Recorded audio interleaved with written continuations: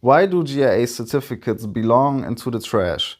It's a very simple answer because they don't categorize the stones into different quality categories. No, all they do is they take stones, they scan the stone, then they round off the numbers, and then they give them an excellent or very good grading usually, and that's pretty much it, and when it comes to clarity and color, I don't even know how they do that.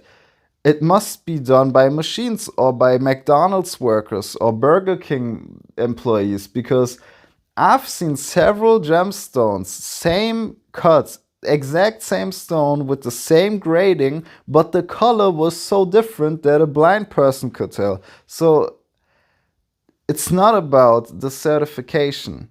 It's about why are they doing this?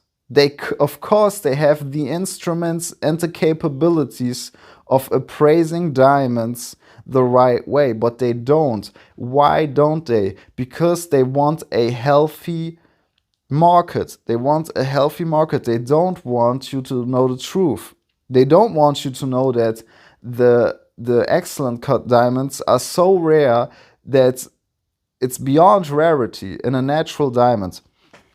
Synthetic diamonds, there are more. Let's say 20% of the synthetic diamonds have a somewhat ideal cut. They go into the category. But all the other diamonds, especially natural diamonds, it's very rare to find an ideal cut stone. And yeah, here's for instance an image of a diamond that is obviously irregularly cut. You can't even see the arrows really, like symmetrically. It's really all crooked, and it's a triple excellent graded gemstone. And this is not the only case, guys. Diamonds are not rare, okay? Diamonds, there are literally websites, online stores that have thousands of diamonds over 1 carat. I'm literally talking about pages. I think it was one store, one German store, had 1,100 diamonds, and all certified, and most of them been certified by GIA actually. And it's just ridiculous when you think about it, because it's not about rarity, clearly, because the material is there. Even a VVS or a D-color, those other things, like, do they even matter? Do they even enhance the quality overall of the stone? They don't, because it's basically just a mindfuckery for you to certify your stone by GIA. That's the only reason why they created all of these categories and stuff like this.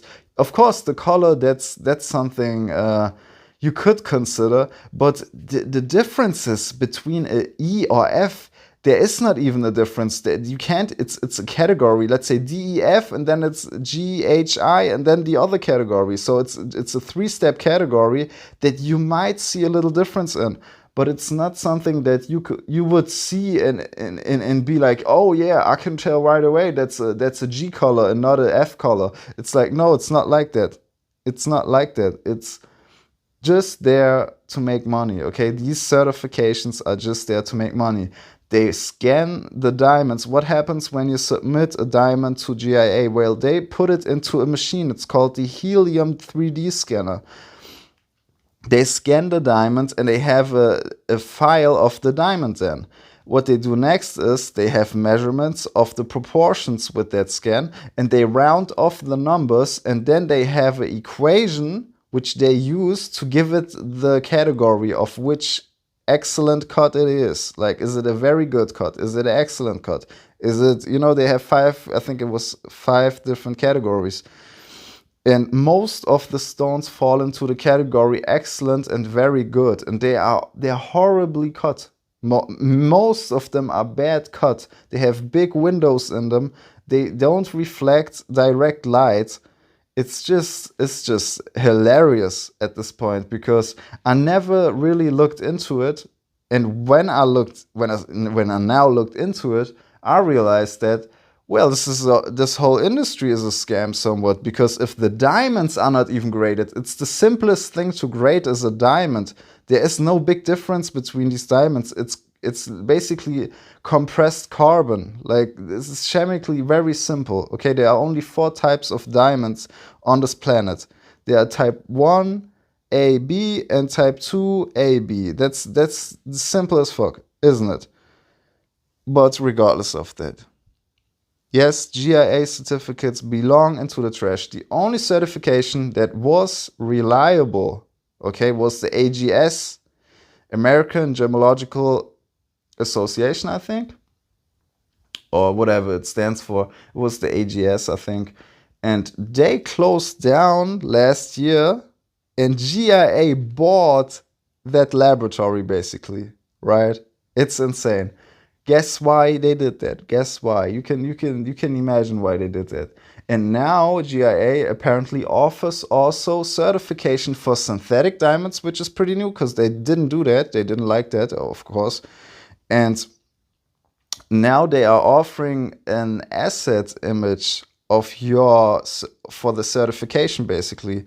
Asset is the only way to truly understand whether you have a good cut diamond or bad cut diamond. And that's the only important thing about a diamond. It's the color, and then it's first of all the cut, and then maybe the color and the clarity we can argue about, okay? But that's the important thing you need to know about GIA. GIA is not a certification lab that stands for honesty or transparency. They stand for creating the market. Okay, they create the market.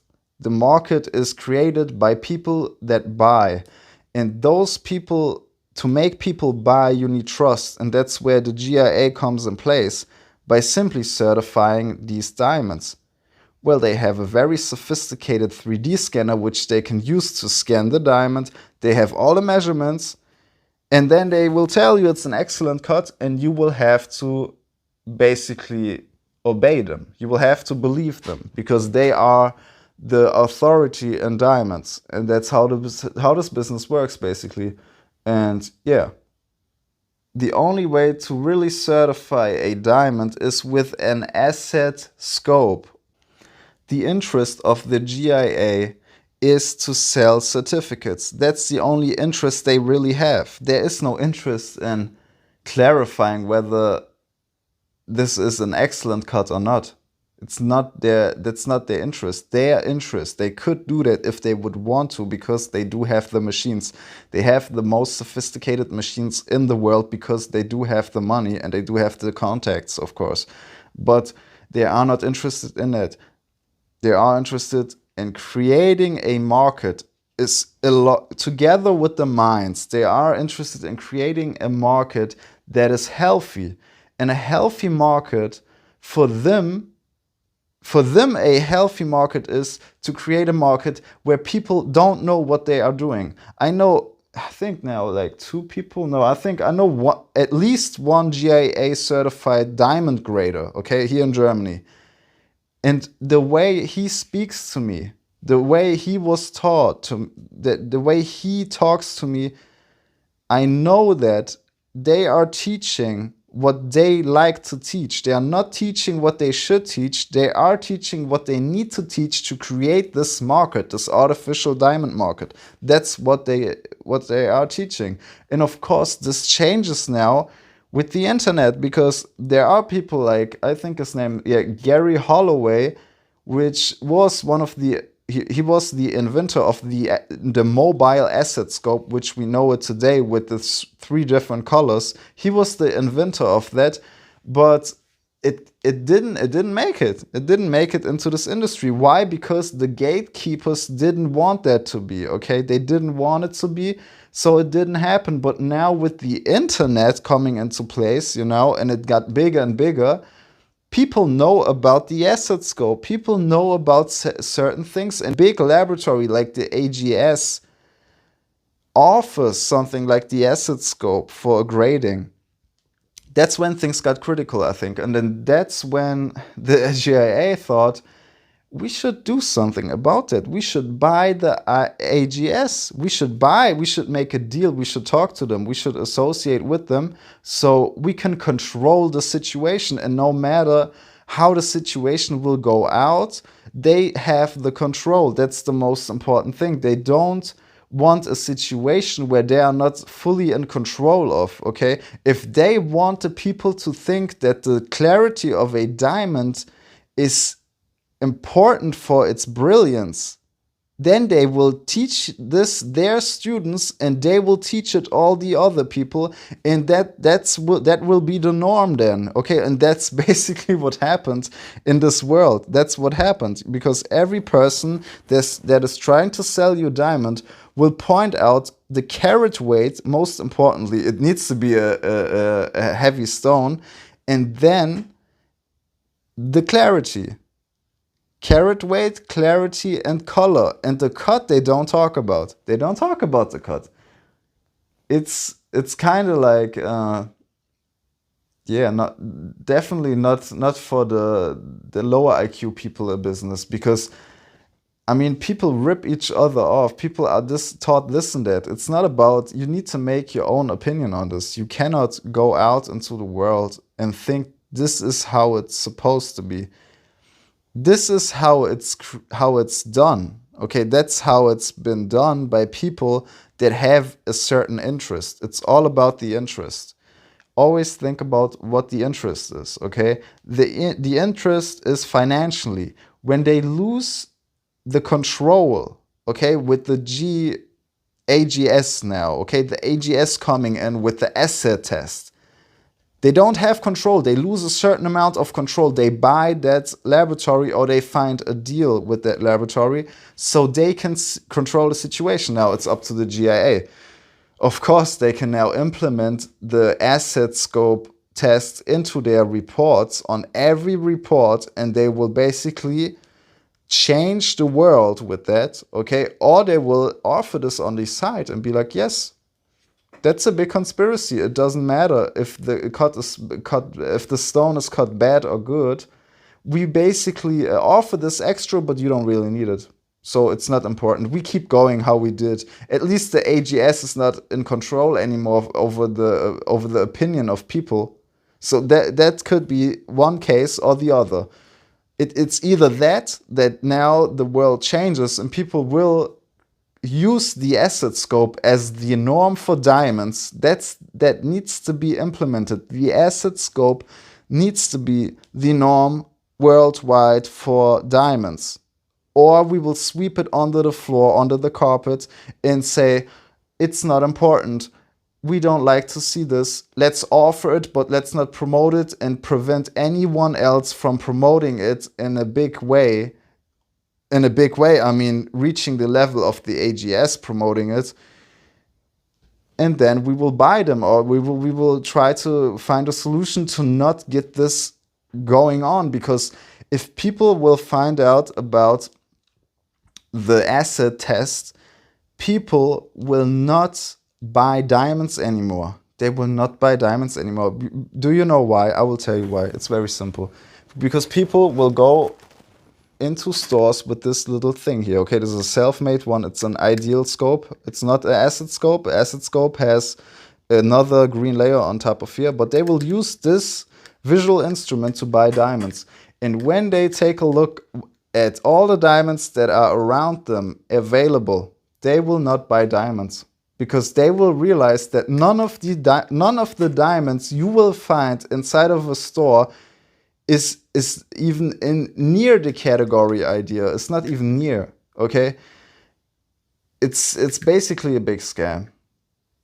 So it's I have to go through the numbers in my head, and I would have to think, this would totally destroy the diamond market, I think. If this little device would make it onto the surface of a GIA lab report, they could close their certification. Or they made enough money. That's another option. They made enough money already. They say, you know what? We don't care about this stuff anymore. Let's really help the people and make a real asset test with every diamond that gets submitted, including in the main certification, of course. It's not an extra offer that's swooped under the floor, under the carpet. It's not something like this. It needs to be implemented into the main certification. But this probably won't happen, okay? And yeah, we don't know what will happen. All we know is that we need to know that the GIA is trash. That's the main reason why I made this video. It's basically to tell you guys and to warn you guys that the only certification that I would consider to be reasonable, really reasonable, is a GRS certificate for a colored gemstone, a Gibelline certification, or SSEF certification. And this is all for jade or colored gemstones, okay? All minerals, like real gemstone minerals that have color. Only for that, okay? But not for a diamond. Guys, we don't need certification for a diamond. Because, like I said, it's very similar with colored gemstones. It won't tell you the overall quality neither. But I'm talking about high class. Let's put it that way. High class colored gemstones need a GRS certification, SSEF, or Gibelline certification. Those are the only certifications you will need on this planet at this point right now. To end this video with the right message, GIA's interest is not in helping the consumer, but much rather selling certificates. It's sad, but it's true. And I have proof for it, okay? You have proof for it. You just have to go through the catalog of diamonds that are available in your country or online, you know, online in your country or even another country, and go through the excellent cut, triple excellent cut graded stones, and then take a look at the images of these stones and tell me whether you see the hearts and arrow shapes in it and how they are shaped. And then you have the answer, guys. Okay, that you can do a test yourself now. It's the Gem Expert. I hope you have learned something about the GIA today. Like, share, and subscribe. And let's spread the word about this amazing tool. Where is it? It fell onto the floor. It was invented by Gary Holloway. The ideal scope and the asset scope, whatever. I'll put an image in here. Ideal scope and asset scope. And yeah, let's spread the word. Let's go. If you want to learn about gemstones, where do you go? Right? The Gem Expert, of course. They have the control. That's the most important thing. They don't want a situation where they are not fully in control of, okay? If they want the people to think that the clarity of a diamond is important for its brilliance, then they will teach this their students, and they will teach it all the other people, and that will be the norm then, okay? And that's basically what happened in this world. That's what happened, because